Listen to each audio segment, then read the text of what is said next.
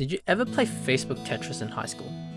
Remember the thrill of putting the blocks in place while always ready with your left hand to press Alt-Tab when your teacher walks closer towards you, and switching out at the very last second so that your math homework appears? If you have a similar experience, I feel like we will be great friends. But Tetris is kind of like love.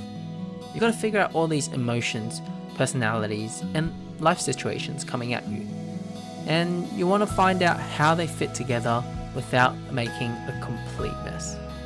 Back in college, I dated this one girl, and oh man, let me tell you, it was like I was constantly trying to fit a square peg into a round hole. No matter how hard we tried, it just didn't work out.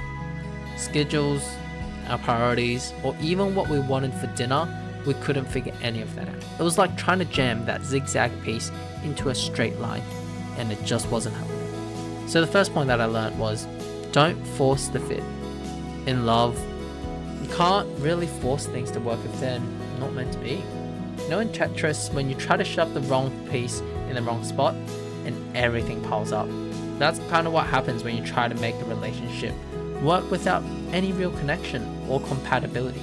It just builds stress, resentment, and eventually big fights that you wish never really happened. Love is about finding someone who complements you, someone that fits into your life and you into theirs without really forcing it. And when you do find that person, everything just clicks. Like when that long straight piece finally drops down and you clear 4 rows at once, magic. Best feeling ever. If you know, you know. And the second point that I learned was, always be ready to adapt. But here's the thing. It's also important you know that you and your partner are playing the same game, side by side, moving at a similar pace.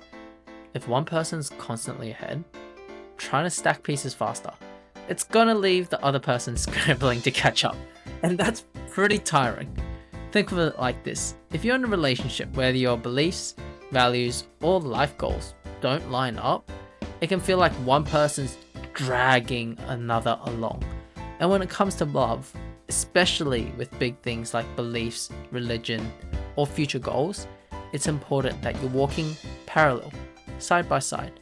You don't have to be identical in your thoughts because no one is. Everyone's unique to their own person. But you should be moving in the same direction, at a pace that feels natural for both of you. Otherwise, one person's always going to feel like they're being pulled or pushed.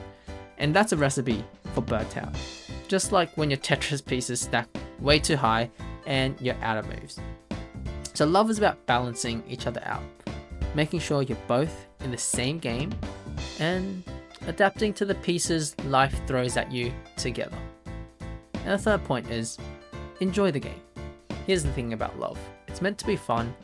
If you're constantly stressed, trying to fit things in and make everything perfect, you're really missing the point.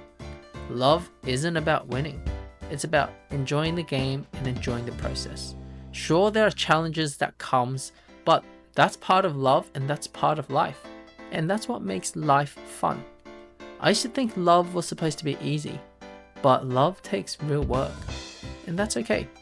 My grandparents were together for 50 years, and they always said the secret to their love was that they never took the game too seriously.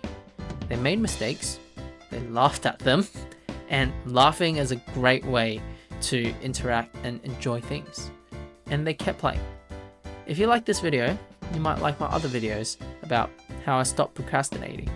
Yeah, it's right there. I dare you to click it. I know you won't. Otherwise, I'll see you in 3 days where I talk about who exactly is Jesus.